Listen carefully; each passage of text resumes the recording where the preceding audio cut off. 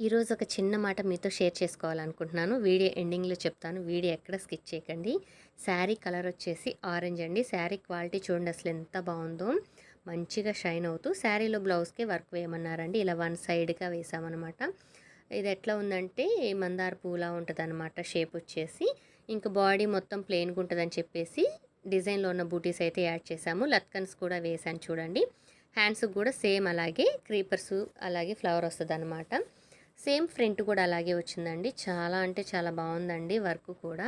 శారీలో ఇదే ఫ్లవర్ ఉందనమాట. ఒక మంచి మాట మీతో షేర్ చేయాలన్నాను కదండి. నేను 2 ఇయర్స్ నుంచి వర్క్లు అయితే వేస్తున్నానండి. చిన్న మిషన్ అప్పుడు నాకు కొరియర్ ఆర్డర్స్ అయితే వచ్చినాయి.